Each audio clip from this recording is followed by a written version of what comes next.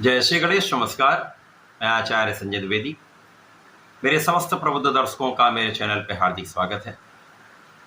प्रिय दर्शकों, वर्ष 2025 का पहला ऐसा चंद्र ग्रहण सितंबर माह में पड़ने वाला है जो भारत में दृश्य होगा।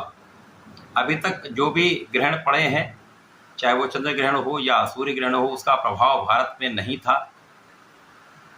परंतु 7 सितंबर को खंडग्रास चंद्र ग्रहण भारतवर्ष में पूर्ण रूप से दृश्य होगा, जो भारत के समस्त क्षेत्रों में दिखाई भी देगा। इसका संपूर्ण प्रभाव होगा। तो ग्रहण से संबंधित सारे नियम यहाँ पर लागू होंगे। यहाँ पर सूतक भी लगेगा। यहाँ पर दान स्नान का विशेष महत्व भी होगा।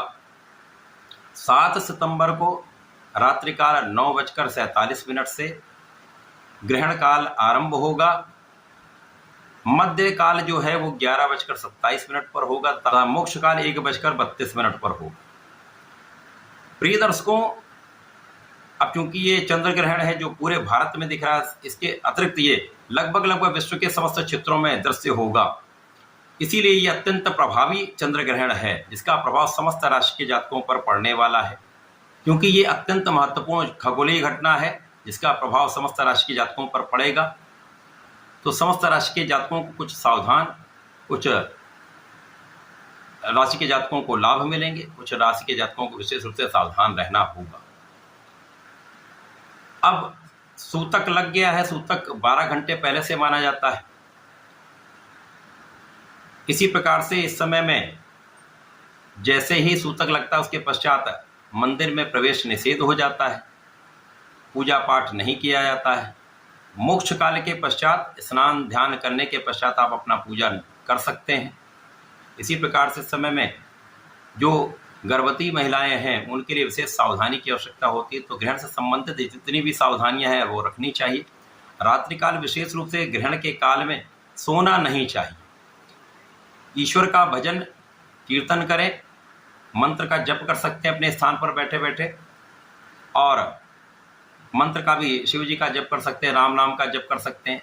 ये जप करने से विशेष रूप से आपके स्वास्थ्य में तथा आपके संतान के स्वास्थ्य में किसी प्रकार की कोई समस्या नहीं होगी। तथा भोजन जिनको, जो वृद्ध हैं, जो रोगी हैं, जो बच्चे हैं, उनके लिए 9:30 से पहले, लगभग उसके 1 घंटे पहले से ही भोजन का त्याग कर दें। अन्य लोगों को कम से कम 3 घंटे पहले भोजन ले लेना चाहिए, उसके पश्चात भोजन नहीं करना चाहिए। यदि कुछ भोजन या दूध या दही इस प्रकार की सामग्री बच गई तो उसमें तुलसी दल या कुश रख दें, जिससे उसमें कोई विषाक्त प्रभाव उत्पन्न ना हो। मोक्ष काल के पश्चात प्रातः काल में आप स्नान ध्यान करके दान कर सकते हैं। इसमें दूध का दान अत्यंत विशेष होने वाला है। भगवान शिव पर यदि गंगा जल से अभिषेक करें, ये अत्यंत महत्वपूर्ण भी है, अत्यंत लाभदायक भी होने वाला है।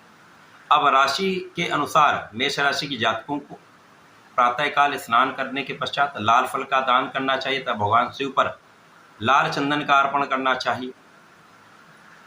वृषभ राशि तथा तुला राशि के जातकों को भगवान शिव पर दही से अभिषेक करना चाहिए तथा चंदन की सुगंधि का अर्पण करना चाहिए।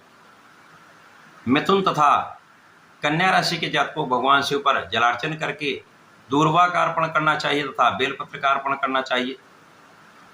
इसी प्रकार से कर्क राशि के जातकों को इस समय गंगा जल से अभिषेक करना चाहिए तथा भगवान शिव पर थोड़ा सा दूध का अभिषेक करना चाहिए।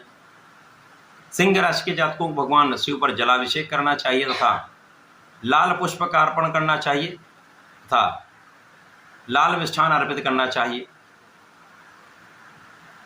इसी प्रकार से वृश्चिक राशि के जातकों को यहाँ पर भगवान शिव पर जलार्चन करने के पश्चात मूंग दाल से बनी हुई कोई भी मिष्ठान या कोई सामग्री अर्पित करनी चाहिए।